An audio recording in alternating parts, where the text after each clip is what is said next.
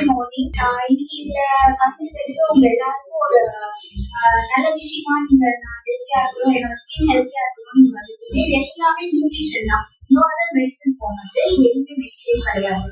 இது எல்லாமே நியூட்ரிஷனா இங்க நாங்க பண்றோம். இந்த ஃபர்ஸ்ட் டே நீங்க வந்ததுக்கு ஃபர்ஸ்ட் ஆஃப் ஆல் எல்லாருக்கும் தேங்க்ஸ் பண்ணிக்கிறேன்.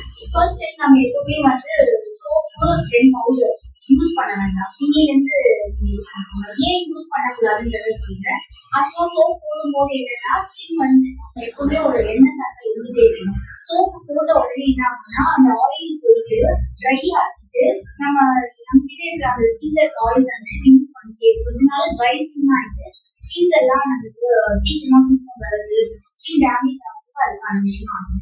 செகண்ட் திங் நம்ம பவுடர் போடும்போது இன்னும் நம்ம இன்டேக் பண்ற அந்த பவுடரோட இது என்னன்னா டெட் செல்ஸ் நம்ம எக்ஸ்ட்ரா ஆட் ஆன் பண்ணிட்டே இருக்காங்க. ஸோ நம்ம யூஸ்வலாவே ஒரு ஃபேஸ் வாஷ் யூஸ் பண்ணணும். அது நம்ம கிளென்சர் நல்ல ஒரு ஆயுர்வேதிக்ல பிடிஎஃப் ஃபார்மேட்ல கொடுத்துருக்காங்க.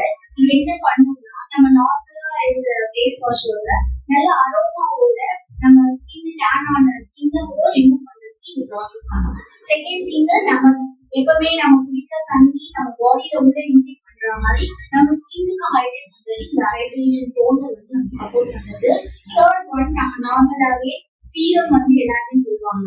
எப்பவுமே ஒரு ஆயிலியா இருக்கும். அந்த ஆயில் என்னன்னா நல்ல ஒரு ஆயில். இதுல பூமாக்கி ஆயில் எல்லாம் போட்டிருப்பாங்க. இன்னும் நிறைய எக்ஸ்ட்ராக்ட் இருக்கு.